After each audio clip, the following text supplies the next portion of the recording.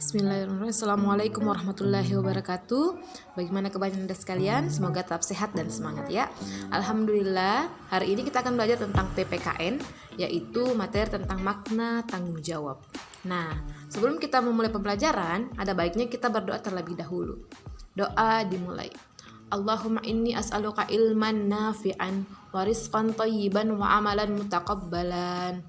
Rabbi sidni ilman warzuqni fahman. Amin. Semoga Allah memberikan keberkahan kepada kita semua. Ya. Jadi Nanda sekalian, hari ini kita akan belajar tentang tanggung jawab atau makna tanggung jawab. Sejatinya, setiap manusia itu memiliki tanggung jawab. Contohnya kita sebagai seorang siswa.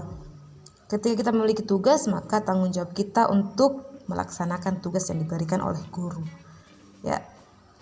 Kemudian, tanggung jawab itu memiliki arti itu berkewajiban untuk menanggung dan memikul jawaban. Secara sederhananya, tanggung jawab adalah menanggung segala sesuatu yang telah atau sudah terjadi dan dialami. Dan kata lain, tanggung jawab adalah kesadaran diri manusia terhadap semua tingkah laku dan perbuatan yang disengaja ataupun tidak disengaja. Bahkan di dalam surah Al-Mudaththir ayat 38 itu ada dijelaskan tentang ayat mengenai tanggung jawab, di mana bunyinya itu adalah kullu nafsin bima kasabat rahina. Artinya tiap-tiap diri itu bertanggung jawab atas apa yang kita lakukan.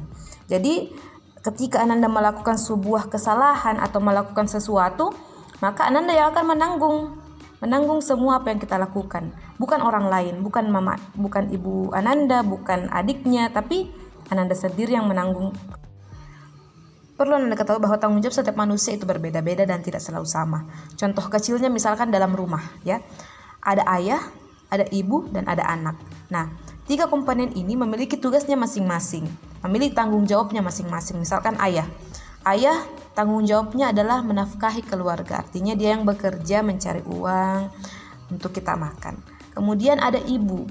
Ibu bertanggung jawab untuk mengurus rumah tangga. Kita lihat dia memasak, menyapu, mengepel, dan membersihkan rumah. Kemudian kita sebagai anak, kita tugasnya adalah membantu orang tua dan belajar. Ya, jadi masing-masing kita itu memiliki tanggung jawabnya masing-masing. Kemudian kita lihat pada buku halaman 15 dan 16.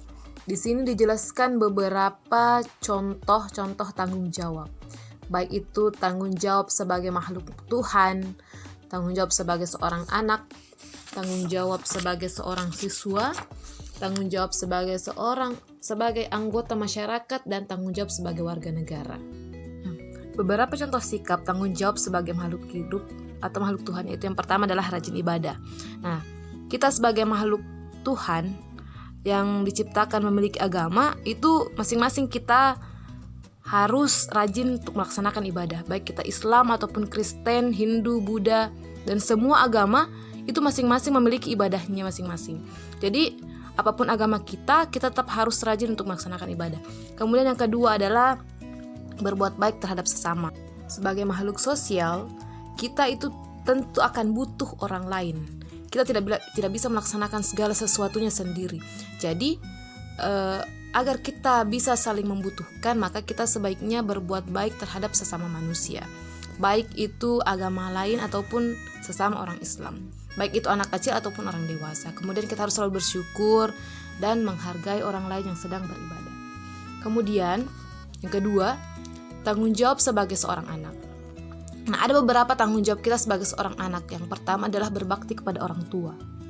Kemudian belajar dengan sungguh-sungguh, karena orang tua yang telah membiayai sekolah kita, maka kita sebagai seorang anak pun harus belajar dengan baik di sekolah.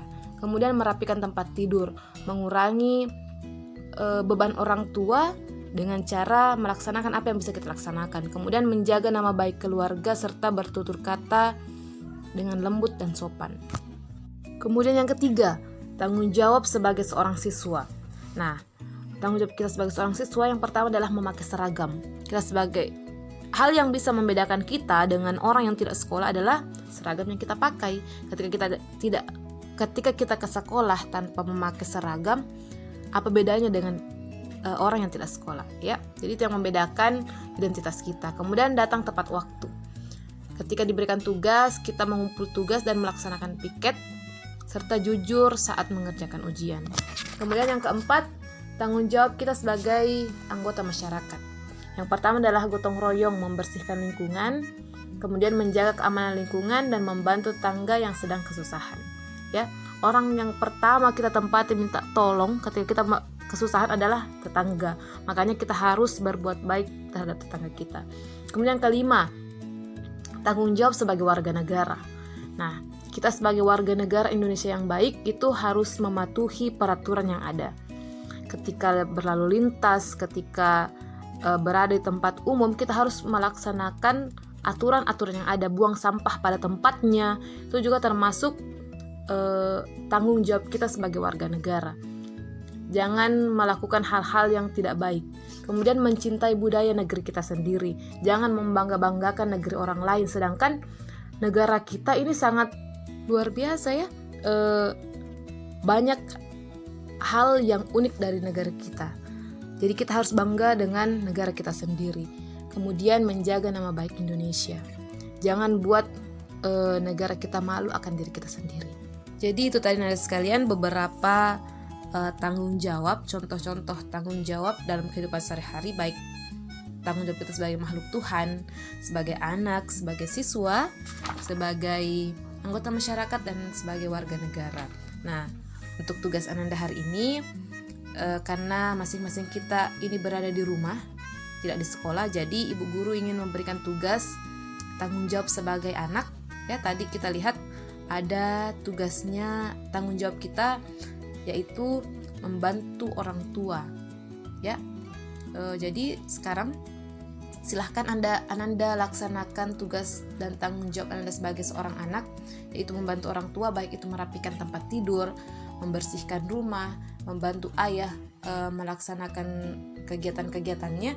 Yang pastinya tugas sebagai seorang anak Ananda lakukan, ya, menjaga nama baik keluarga, bertutur kata yang baik, itu yang Ananda lakukan. Kemudian Ananda dokumentasikan dan kirim kepada ibu guru.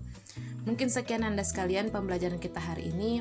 Semoga apa yang kita pelajari itu bermanfaat bagi kita semua. Semoga Allah memberkahi apa yang telah kita pelajari hari ini. Billahi fisabil haq fastabiqul khairat. Assalamualaikum warahmatullahi wabarakatuh.